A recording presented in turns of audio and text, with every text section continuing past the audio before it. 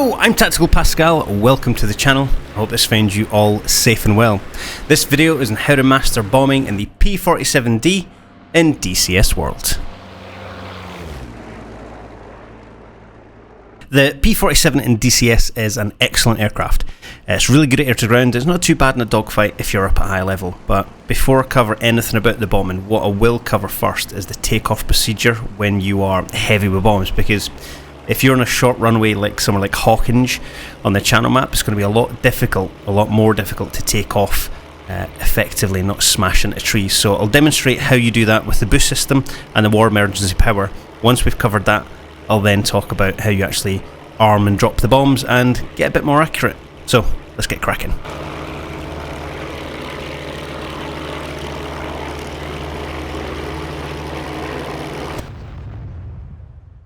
So you saw there the disastrous attempt to take off. That was a combination of heavy load and poor lineup.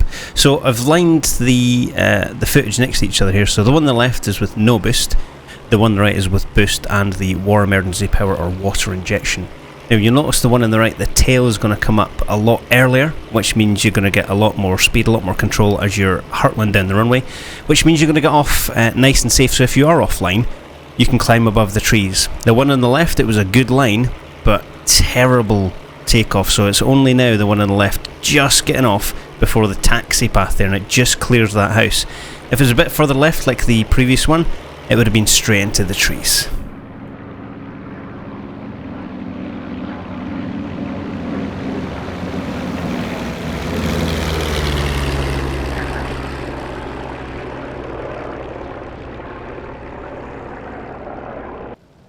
I've included this takeoff so we can analyse what went wrong. So poor lineup with boost only. So again, I start the roll as normal, but the slightest mistake here and I just go slightly left of the runway, which means I'm pointing at those trees. And because I haven't got any boost or any war emergency power going into that engine, it means I take off a lot later. I don't get the height to clear those trees and I just smash straight into them.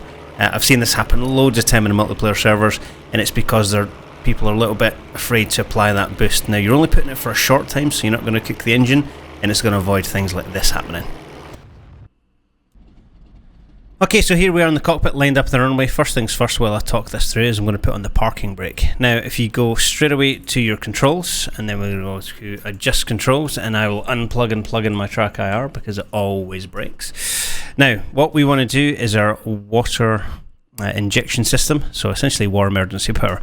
Now I have it as joystick button 4, so it's on my thumbstick on the Warthog right hand throttle. I push it forward, so I have mine as temporary, so I push that forward and hold it when I want it to go on. You can toggle it on and off, but I find it easier I press and hold, because if I forget about it, it's going to cook the engine. So I'm going to press and hold when I need it, and then turn it off when I don't.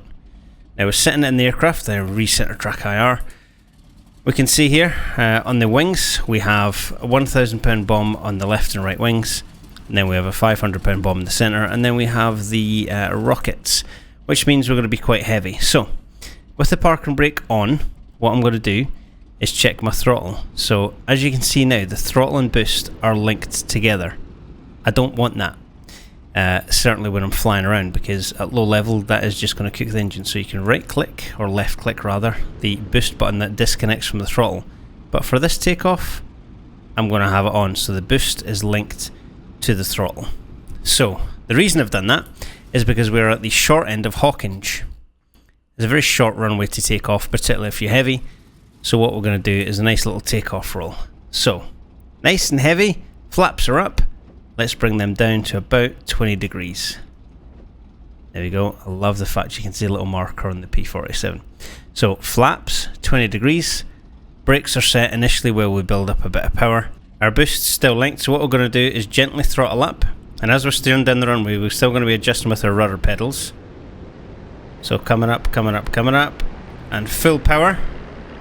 We're going to thunder off a bit of right rudder there. We're going to add the water injection now. You see the manifold pressure jump up. Obviously the engine's going to heat up with us doing this, because we're putting a lot of stress on it, passing 80 miles an hour. Passing 100 miles an hour now. Tail's coming up, slightly forward in the stick to lift the tail off. Then we're going to release, gently come back off the ground. Bit of right rudder still. Gear up straight away to avoid that stall. No, almost. Bit more power, water injection. Now we're safely up and off the ground. We're just going to keep our boost on for now, linked to the throttle. We're just going to trim out gently. Then we're going to come up. Now we've got steady forward flight. We're going to bring the flaps up to about 10 degrees.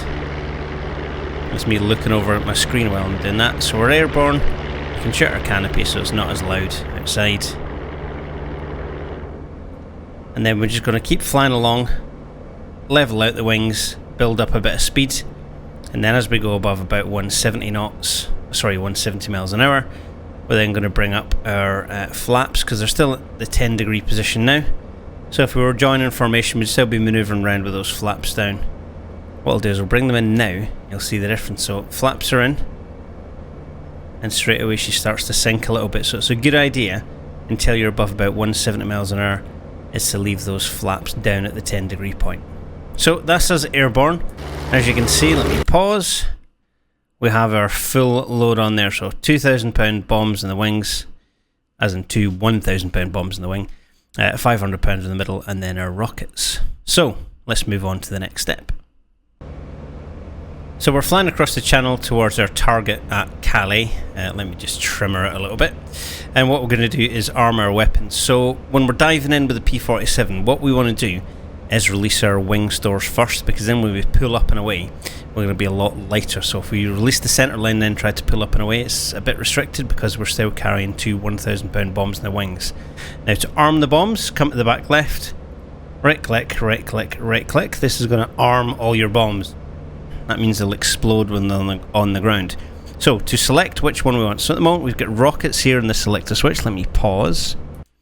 And I'll zoom in and I'll talk this. Let me freeze track IR as well. So on the right hand side we have the bomb and tank, and then we have the rockets selector switch. So if it's in the down position, that means we're going to be firing rockets when we press the weapon release. If we want to drop our bombs, we put it to the up position. Then we have the middle set of three switches. Now this is the left wing, right wing and belly. Why they didn't put the belly in the middle is beyond me, but still. So they're all off. So we want them to be up. And then we need to have the safety switch. So the safety switch allows us to drop it. These switches tell us which one we want to use. And then at the back left there, that arms the actual weapon. So if we didn't pull these handles, then they wouldn't blow up. What this allows us to do at the front is to choose which one we're going to drop. Now I will cover the rockets in a separate tutorial, because it covers this little panel here behind the stick. So what we need to do is stop coughing. What we need to do is unpause, then we're going to put the safety switch to up. I'm going to release the left and the right wing at the same time, and I'm going to put it to bomb. So our aircraft is now ready to rock and roll to drop our bombs. Everything's still in the blue.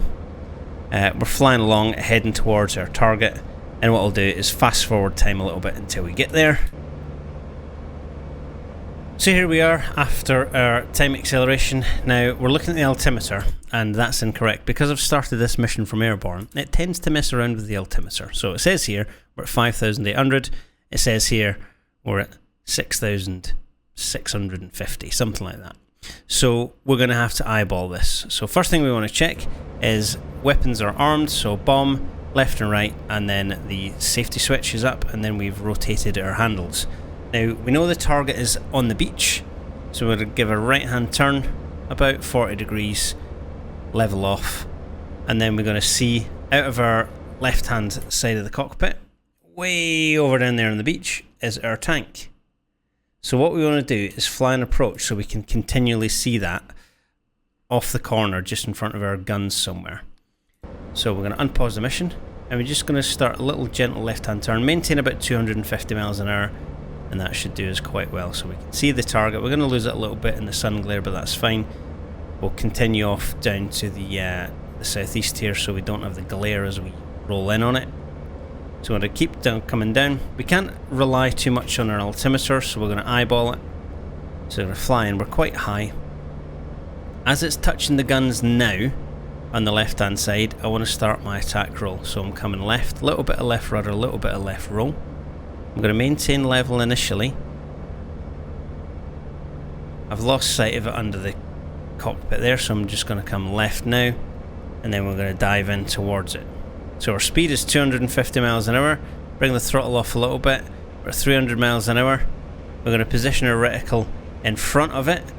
We're going to keep going down, keep going down, keep going down. As it's getting bigger, we're now going to let it roll under the HUD. We're going to pickle off, and I think those bombs will drop short. Yeah, those drop short. I didn't say I'd make you perfect, just a little bit better. So let's try it again on the Tactical DCS training server. So let me pause it now. So as you can see, the target was off to our left wing. You want to keep it somewhere off our left window. What we're going to be doing is diving inbound towards it. Now, if you can see our weapons panel here, we've selected our bomb and tank switch to the up position. We've got our left and right wing bombs selected. And then we have the master arm to the arm position. And then at the back here, we've right clicked and turned all these handles to the armed position. Now all we're going to do is continue to roll towards the target. So we're fairly low here, but it's a nice direction to attack from. So we're going to unpause. Just working that throttle there. We're just under 200 miles an hour. We're keeping the target at left window. Then we're going to continue now, dive towards it, look through our reticle. Diving towards the target, just in the smoke there. And then we're going to hit our pickle button just as it passes underneath the HUDs. Let me pause, have a look at our bombs. Heading off towards their target, which is that BMP there. So if let me control F11 it.